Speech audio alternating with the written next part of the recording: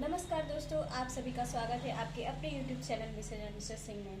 जी हाँ दोस्तों, जैसा कि आप लोग को पता है कि हमारे चैनल पे UP TET super TET maths की क्लासेस चल रही हैं और इस पे हमने नंबर सिस्टम का पार्ट शुरू किया है, जिसके 3 पार्ट्स हो चुके हैं और आज हम लोग अभ्यास कार्य डिस्कस करने वाले हैं। आज हम लोग ऐसे क्वेश्चन डिस्कस करेंगे जो एग्जाम के लिए बहुत ही इंपॉर्टेंट है, तो प्लीज़ उन सारे क्वेश्चन को जानने के लिए पूरे वीडियो के एंड तक बने रहिए।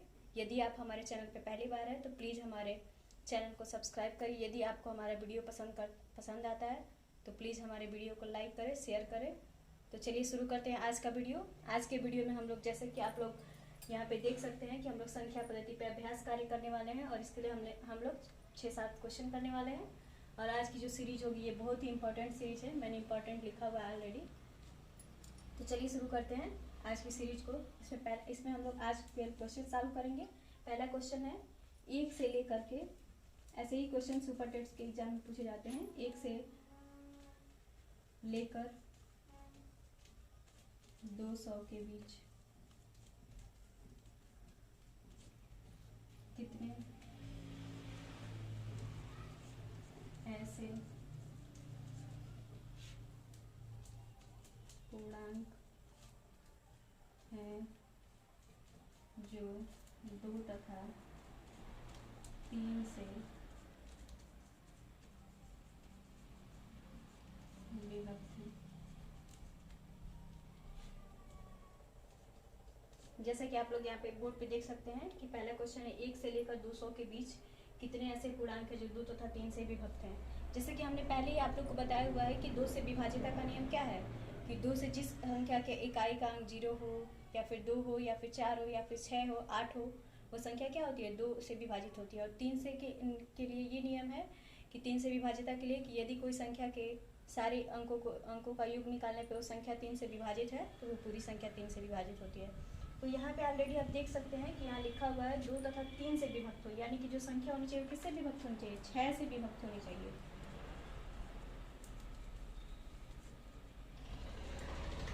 संख्या क्या होनी चाहिए, 6 से विभक्त होनी चाहिए। अब देखिए, अब 1 से लेकर हम लोग को 1 से लेकर के 200 तक के बीच करेंगे। तो अब एक अगर हम लोग लिखना स्टार्ट करें तो 1 तो 2 से 6 से विभाजित होगा नहीं, 2 होगा नहीं और 3 होगा नहीं, 4 होगा नहीं, 5 होगा नहीं, सीधे कौन सी संख्या होगी, संख्याएं क्या क्या हो जाएंगी, सबसे पहले 6 से स्टार्टिंग होगी।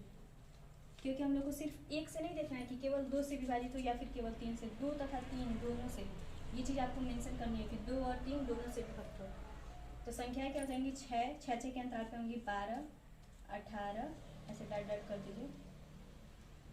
जो लास्ट संख्या होगी जो 6 से विभक्त होगी वो होगी 198। ठीक है, अगर आप 199 पे जाते तो वो 6 से विभाजित नहीं होगी, फिर 200 है वो भी नहीं होगी। अब हम लोग देखते हैं कि यहाँ पे एक सीरीज बन रही है, समांतर श्रेणी बन रही है। जैसे 6 में कितना 6 जोड़ेंगे तो 12, 12 में 6 जोड़े तो 18, 18 में 6 जोड़ेंगे 24, ऐसे करते करते तो आप लोग देख सकते हैं यहाँ की अब समांतर श्रेणी है। तो जैसे आप लोग को पहले ही पता होगा, जो पहला पद होता है समांतर श्रेणी का उसको हम लोग ए बोलते हैं। तो यहाँ पे पहला पद ए इक्वल टू क्या है, 6 है। एक जो सार्व अंतर होता है, यानी बीच बीच में नंबर्स के बीच में कितने का गैप है, सार्व अंतर कितने का है, 6 का, यानी 12 में से 6 गया 6, 18 में से 12 गया 6, यानी सार्व अंतर 6 का है। और जो अंतिम पद है इसको एल से हम लोग डिनोट करते हैं। अंतिम पद एल इक्वल टू 198। अब हमको देखना है कि कितनी ऐसी संख्याएं होंगी, यानी n निकालना है, n संख्याओं की संख्या होती है। अब हम लोग सूत्र पढ़ा हुआ है, L इक्वल टू समांतर श्रेणी के लिए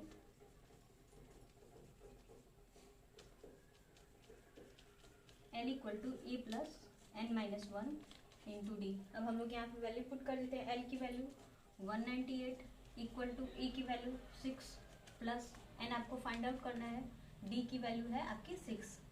अब 198 और 6 इधर है, 6 इधर आ गया, तो 198 minus 6 equal to n minus 1 into 6। अब ये हो गया 192 इक्वल टू n माइनस 1 और into 6, n minus 1 equal to हो गया 192 अपॉन 6, ये आपका हो गया 32, n माइनस 1 इक्वल टू हो गया 32, इम्प्लाइज दैट n की वैल्यू हो गई 33। यानी 1 से लेकर के 200 के बीच में 33 संख्या ऐसी होंगी जो 2 से विभाजित होंगी और 3 से विभाजित होंगी। एक बार फिर मैं आपको रिकॉल कर दूं। इस क्वेश्चन में हमने पूछा है 1 से लेकर 200 के बीच कितने ऐसे पूर्णांक हैं जो 2 तथा 3 से विभक्त हो। यानी कि यहाँ पे सिर्फ आपको ये नहीं देखना है कि 2 से विभाजित है या फिर 3 से, दोनों से होनी चाहिए। तो दोनों से विभाजित होने के लिए क्या होना चाहिए, संख्या को 6 से विभाजित होनी चाहिए। अब हमको चूंकि दिया हुआ है बाउंडेशन 1 से लेकर 200 के बीच तक का देखना है, तो हम यहाँ पे संख्याएं लिख लेते हैं। पहली संख्या हो जाएगी 6, फिर 12, फिर 18 से करते करते जो लास्ट संख्या होगी वो 198 होगी। अब इसमें हम लोग देखते हैं कि एक सीरीज बन रही है, 6 का इसमें गैप है। तो जो पहला पद है वो e इक्वल टू क्या है, 6 है। और जो सर्वांतर d होता है, d की वैल्यू, तो d इक्वल टू क्या है, 6 है।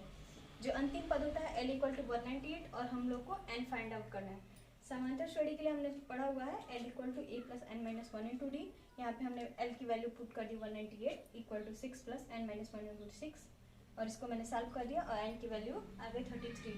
यानी 1 से लेकर के 200 के बीच में 33 ऐसी संख्या है जो 2 तथा 3 दोनों से विभाजित होती हैं। आशा है आप लोग को समझ में आ रहा होगा। यदि आपको कोई भी क्वेरी है तो आप हमें कमेंट करके बता सकते हैं। टेट सुपर टेट के बारे में आपको कोई भी इन्फॉर्मेशन हो किसी भी सब्जेक्ट से रिलेटेड तो आप हमसे पूछ सकते हैं। चलिए अगला क्वेश्चन देखते हैं।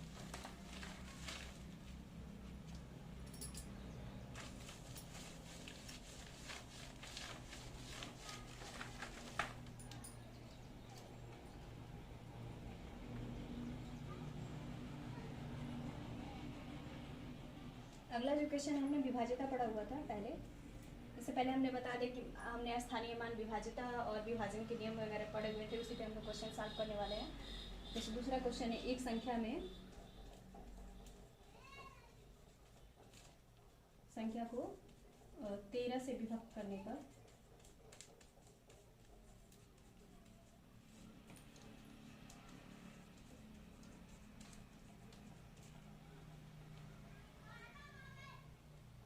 एक शेष बचता है। 13 से विभक्त करने पर एक शेष बचता है। यदि भागफल को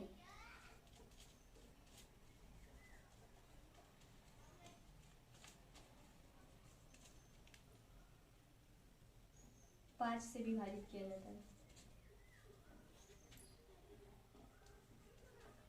5 से भाग दे तो 3 शेष बचता है।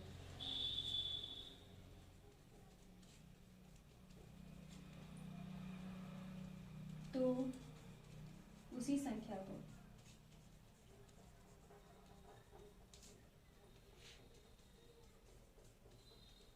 पैंसठ से भाग देने पर कितना शेष बचेगा। दोस्तों ये क्वेश्चन बहुत ही इंपॉर्टेंट है और ये विभाजन के रूल पे आधारित है, बहुत ही ईजी है, आप इसको इजीली समझ सकते हैं। दिया हुआ है एक संख्या को 13 से विभक्त करने पर एक शेष बचता है। यदि भागफल को 5 से भाग दें या विभक्त करें तो 3 शेष बचता है। तो उसी संख्या को 65 से भाग देने पर कितना शेष बचेगा। तो चलिए हम लोग इसको सॉल्व करना शुरू करते हैं।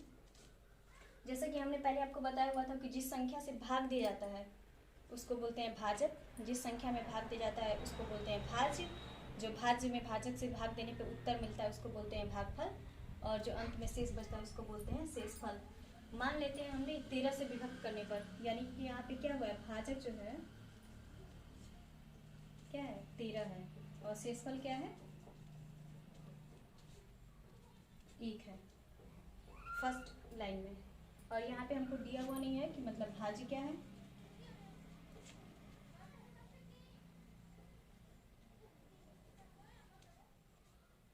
भाज्य भी आपको नहीं पता है और ये भी नहीं पता है कि भागफल क्या है। तो हम लोग पहले ही लाइन के लिए हम लोग मान लेते हैं कि भागफल क्यू है। तो जैसे कि हम लोग को पता है कि भाज्य बराबर भाजक गुणे भागफल धन शेष, ये विभाजन का रूल है। तो यहाँ पे हम लोग किस संख्या से भाग दे रहे हैं, भाज्य आपको नहीं पता है, मान लेते हैं वो संख्या क्या है, x है भाज्य। अब यहाँ पे भाजक क्या है, 13 से भाग दे रहे हैं तो 13, भागफल हमने मान लिया है q, तो 30 इंटू क्यू प्लस शेष 1 है। अब क्या कह रहा है यहाँ पे, यदि भागफल को 5 से भाग दें, तो यहाँ पे भागफल क्या है, 5 है। ये एक क्वेश्चन बन जाता है, भागफल को 5 से भाग दें तो 3 शेष बचता है। मान लेते हैं कि हम लोग भागफल क्या है, क्यू है, तो क्यू इक्वल टू क्या हो गया, 5 से भाग दे तो 5, और उसके लिए हम हमारा दूसरा भागफल आएगा तो उसको हम लोग कैपिटल क्यू मान लेते हैं। क्यू इक्वल टू 5Q, और कितना शेष बचता है, +3। तो ये एक इक्वेशन हो गया। अब हम लोग देख रहे हैं कि ये जो दूसरा इक्वेशन है, putting first second into first,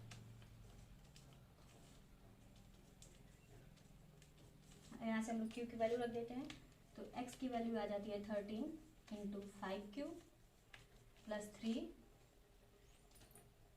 +1। अब यहाँ पे देख सकते हैं आप, x इक्वल टू आपका हो गया 65Q +39 +1, x इक्वल टू हो गया 65Q +40। यहाँ पे आप देख सकते हैं जो यहाँ पे भाज्य है, इसको हम लोग लिख सकते हैं ना, भाज्य इक्वल टू भाजक गुणे भागफल धन शेष। अब यहाँ पे आप देख सकते हैं कि ये तीसरा इक्वेशन हो गया, और लास्ट में हमसे पूछा हुआ तो उसी संख्या को 65 से भाग देने पे कितना शेष बचेगा। तो ये जो इक्वेशन है ये 65 के रूप में ही है, यानी कि यहाँ पे 65 क्या है, भाजक है, और भागफल हमारा क्या है, ऑलरेडी हमने माना हुआ है Q है, तो 65 इंटू Q और +40। तो यहाँ से हम लोग अगर हम लोग इसका और इस इक्वेशन का तुलना कर देते हैं, जो स्टार वाला इक्वेशन है इसको हम लोग तुलना कर दे, तो यहाँ से हमारा शेषफल क्या निकल जाता है, शेषफल इक्वल टू 40। बहुत इजी क्वेश्चन है, मैं एक बार फिर बताती हूँ। क्वेश्चन दिया हुआ है, एक संख्या को 13 से विभक्त करने पर एक शेष बचता है, यदि भागफल को 5 से भाग दें तो 3 शेष बचता है, तो उसी संख्या को 65 से भाग देने पे कितना शेष बचेगा। तो यहाँ पे भाजक पहले लाइन में आप देख सकते हैं 13 दिया हुआ है, जो शेषफल है वो 1 दिया हुआ है, भाज्य हमको पता नहीं है, भागफल हमने मान लिया Q है, तो भाज्य इक्वल टू होता है भाजक गुणे भागफल धन शेष। भाज्य को हम लोगों ने x माना, x equal to 13 multiply by Q +1, और Q इक्वल टू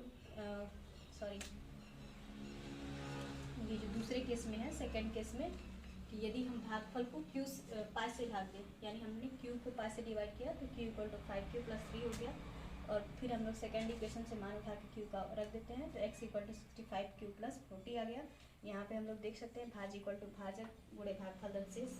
फिर वही रूल है, यहाँ से हमको स्टार वाले इक्वेशन से और थर्ड वाले इक्वेशन का तुलना कर देते हैं, तो हमको मिल जाता है शेषफल इक्वल टू 40।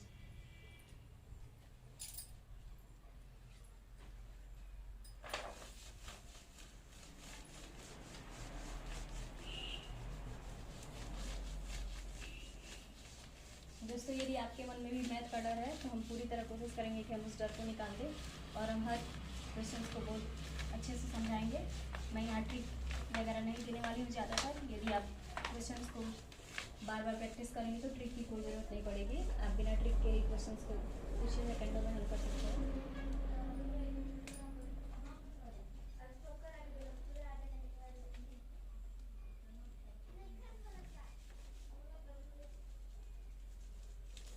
यहाँ पर मैं मेंशन कर देती हूँ जो आज के क्वेश्चन हैं वो बहुत इंपॉर्टेंट हैं। चलिए हम लोग ऐसा अगला क्वेश्चन देख लेते हैं। अगला क्वेश्चन है 4 प्राकृतिक संख्या है, 3rd नंबर क्वेश्चन है।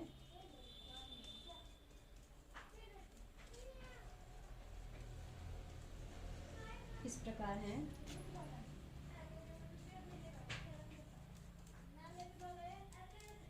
इस प्रकार है क्यों नहीं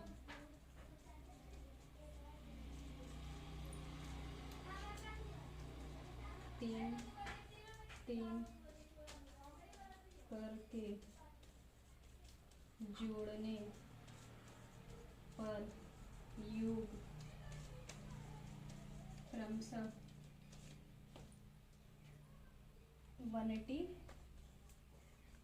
197, 208 तथा 222 प्राप्त होते हैं।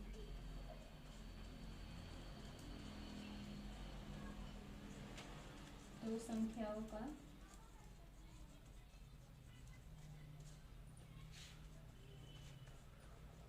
औसत कितना है।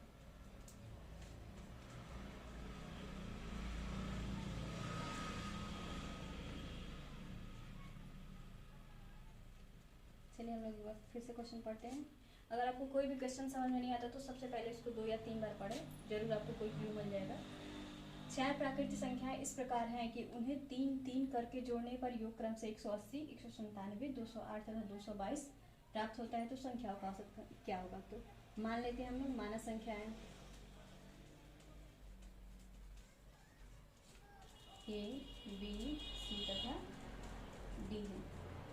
अब जैसा कि दिया हुआ है कि हमें 3-3 को ऐड करना है, यानी प्रश्नानुसार आपका हो गया A plus B plus C equal to हो गया 180, B plus C plus D equal to हो गया 197। आपको एक चीज़ यहाँ पे ध्यान देना है कि 3-3 करके जोड़ने पर योग क्रम से, यानी क्रम से तीनों को जोड़ना है। फिर हो गया आपका C plus D plus A equal to आपका दिया हुआ है 208 और D plus A plus B equal to दिया हुआ है आपका 222। ये हमारे पास 4 इक्वेशंस हैं। अब हम लोग क्या कर देते हैं, हमको निकालना है औसत, यानी कि औसत निकालने के लिए हमारे पास तो सबसे पहले चारों संख्याओं का योग होना चाहिए। तो इसके लिए हम लोग क्या करते हैं, चारों समीकरणों को जोड़ देते हैं। समीकरण 1, 2, 3 तथा 4 को जोड़ने पर, अब आप जोड़ लीजिए। यहाँ पे ए है, यहाँ पे है, यानी 2 इंटू हो गया ए प्लस, फिर यहाँ भी A plus B plus C plus D equal to, आप काउंट कर लीजिए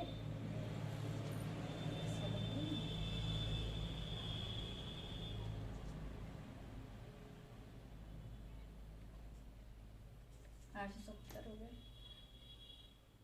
एक बार फिर हम लोग काउंट कर लेते हैं, 180 प्लस 197 200, तो 17, 8, 9, 17, 19 20 और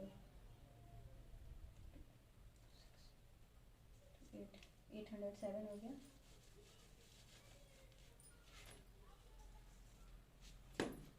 अब देखिए A plus B plus C equal to C plus D equal to हो गया 807 अपान 2।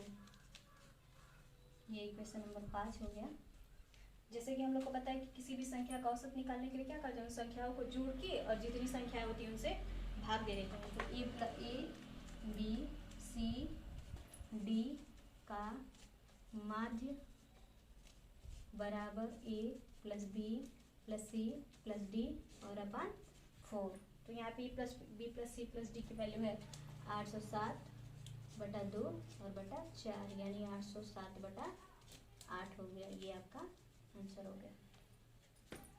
इस क्वेश्चन में हमको यही करना था, सीधे 3-3 संख्याओं को क्रम से जोड़ना था। A plus B plus C को जोड़ दिया हमने, फिर B plus C plus D को जोड़ दिया, फिर C plus D plus A को, और फिर डी ए और बी को। फिर उसके बाद हमने 4 इक्वेशन को जोड़ा। यहाँ से A plus B plus C plus D की वैल्यू आ गई और हमको औसत निकालना है। तो औसत निकालने का फार्मूला होता है संख्याओं का योग बटा उन संख्याओं की संख्या। तो A plus B plus C बटा 4 और यहाँ पे हमने A plus B plus C plus D का वैल्यू रख दिया और यहाँ पे आपका क्वेश्चन सॉल्व हो गया।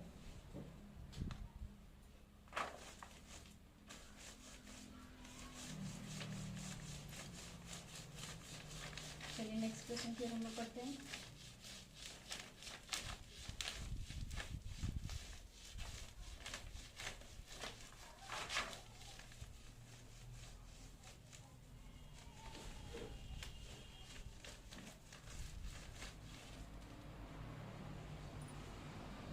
एक क्वेश्चन है, 3 अंकों की एक संख्या है।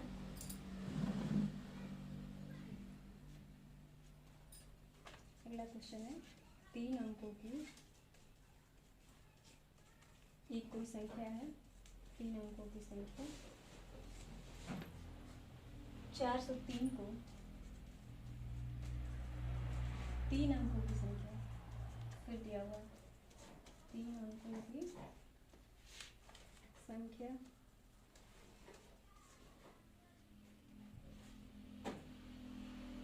984 में जोड़ने पर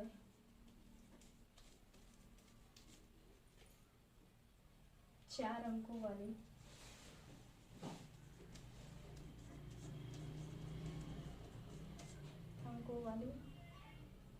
संख्या 13B7 प्राप्त होती है।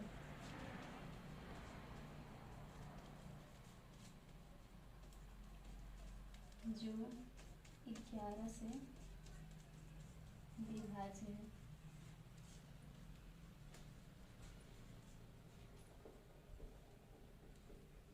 सॉरी, यहाँ पे 4a3 है, 11 से विभाज्य है तो यहाँ पे आपको वैल्यू निकालनी है 3a + 4b = 1। 3 अंकों की कोई संख्या है 4a3, इसको 3 अंकों की संख्या 984 में जोड़ने पर 4 अंकों वाली संख्या 13b7 प्राप्त होती है। तो जो 11 से विभाज्य है तो 3a + 4b की वैल्यू निकालना है। दोस्तों देखिए, कोई भी क्वेश्चन सॉल्व करना होता है तो पहले हम लोग उसका क्लू देखते हैं कि हम लोग क्वेश्चन कहाँ से स्टार्ट करें। यहाँ पे हमको एक क्लू दिया हुआ है कि 11 से विभाज्य है जो ये संख्या है। पहले हम लोग नोट डाउन कर लेते हैं, 4a3 + 984, इसको हमको ऐड करने पे मिल रहा है 13b7। ये क्या है? 11 से विभाज्य है।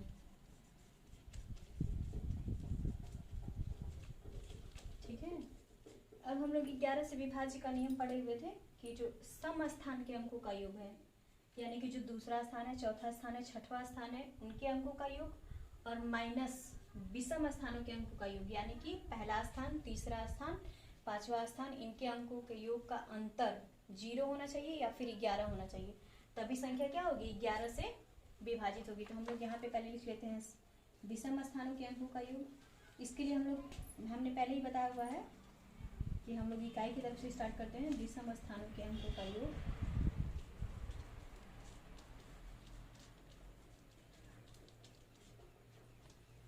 यहाँ पे क्या हो जाएगा? पहला स्थान यानी कि 7 और तीसरा स्थान यानी कि 3, तो 7 + 3 = क्या हो गया आपका? 10। पहला ही क्वेश्चन हो गया। फिर हम लोग लिख लेते हैं विषम स्थानों के अंकों का योग।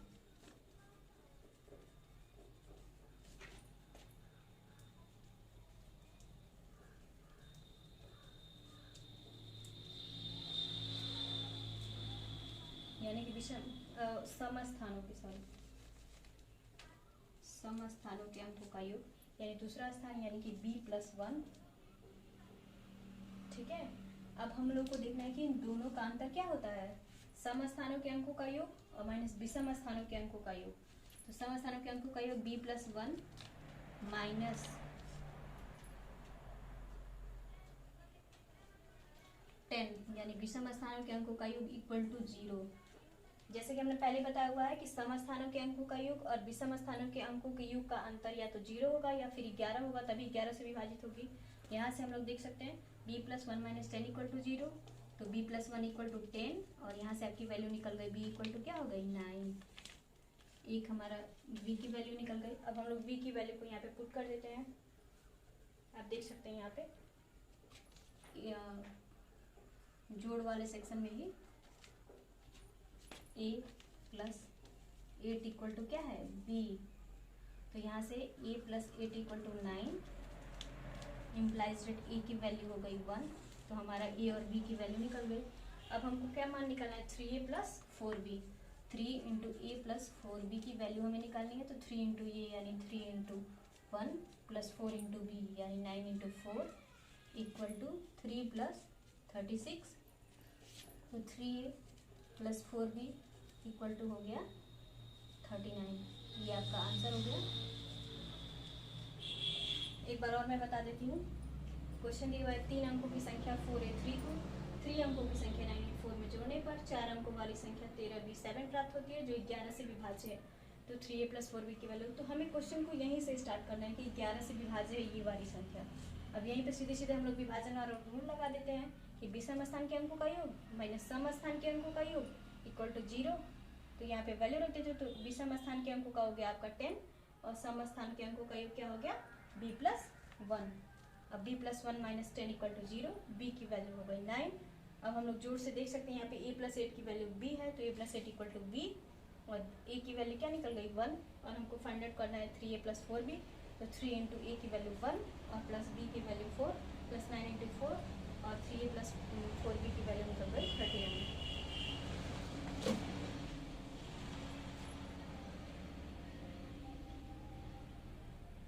अगला हम लोग क्वेश्चन देख लेते हैं। अक्सर परीक्षा में पूछा जाता है इकाई काम ज्ञात करें, उसके हम लोग एक दो क्वेश्चन देख लेते हैं।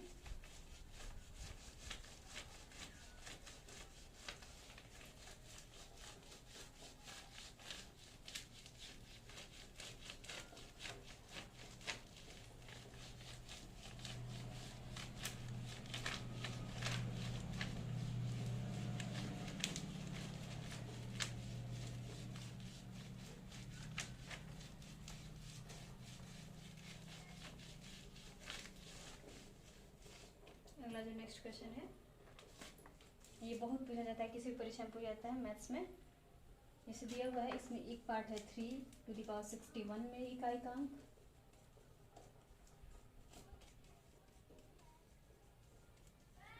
आपको फाइंड आउट करना है।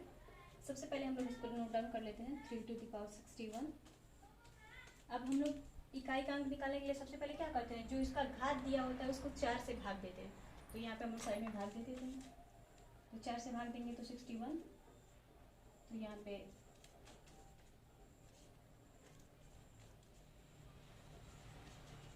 एक हो गया, यानी कि क्या हो गया 3^, इसको हम लोग लिख सकते हैं 4^15 और +1।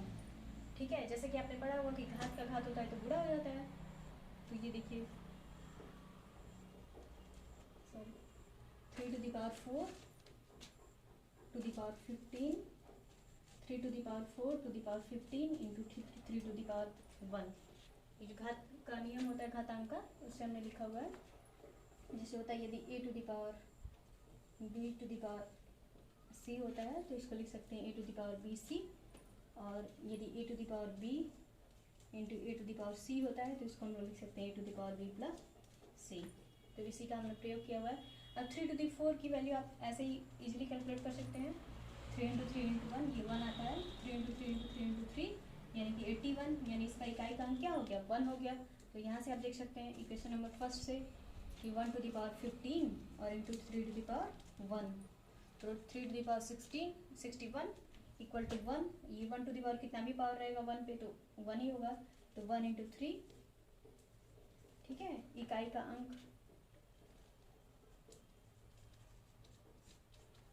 यहाँ पे, तो ये इकाई का अंक इसमें क्या आ गया 3^61 में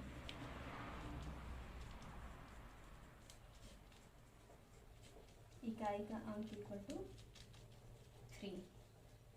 हमें सबसे पहले इकाई का अंक निकालने के लिए यही करना है कि जो घात दिया हुआ है उसको हम लोग 4 से डिवाइड कर देते हैं, क्योंकि किसी भी संख्या का पावर 4 होगा तो वही संख्या रिपीट करती है। तो 3 हमने 4 कर दिया, और 4^15, 3^4 की वैल्यू 1, और 1^15 का मान 1 ही होगा, और इंटू 3^1 का मान 3। तो 3^16 में जो इकाई का अंक होगा वो हो गया 3। अगला क्वेश्चन एक और हम लोग इकाई वाले पे देख लेते हैं।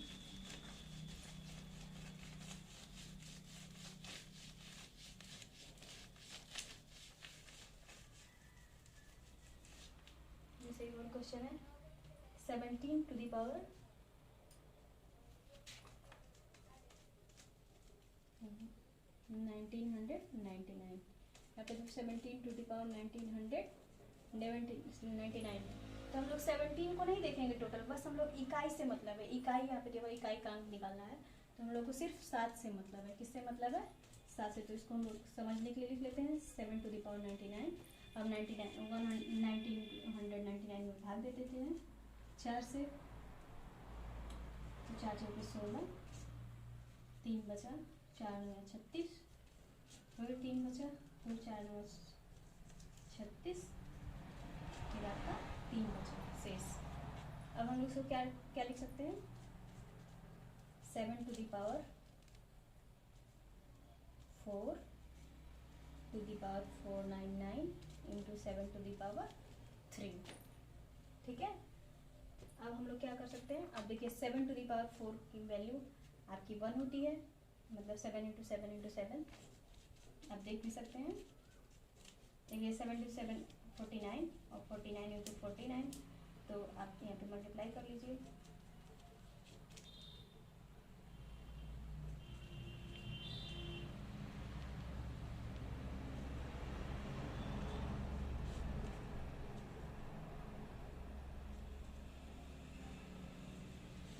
सकते हैं जो इकाई का डिजिट है वो 1 है, तो 1 × 7 टू द पावर 3 हो गया। अब फिर 7 टू द पावर 3 का मतलब हुआ 7 × 7 यानी कि 343। और सिर्फ हमको इकाई से मतलब है, तो यहाँ पे इकाई का क्या है 3 है। तो यहाँ पे हम देख सकते हैं कि 17 टू द पावर 1999 में इकाई का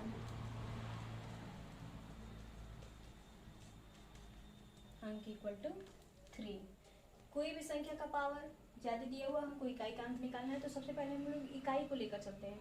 इकाई यहाँ पे 7 है, तो हमने 7 को लिया। जो पावर है इसको हम लोग 4 से डिवाइड कर देते हैं, फिर उसको घात के रूप लिख देते हैं।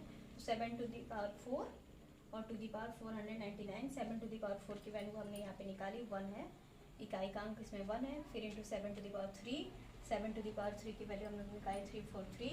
और 343 में इकाई का जो अंक होता है वो क्या होता है 3 होता है। तो 17 टू दी पावर 1999 में भी इकाई का अंक जो होगा वो 3 होगा। दोस्तों आज के लिए इतना ही। यदि आपको हमारा वीडियो अच्छा लगा हो तो प्लीज़ हमारे चैनल को सब्सक्राइब कर लीजिए, लाइक कर लीजिए, और यदि आपके लिए थोड़ा भी हेल्पफुल है तो प्लीज़ अपने दोस्तों में शेयर करिए।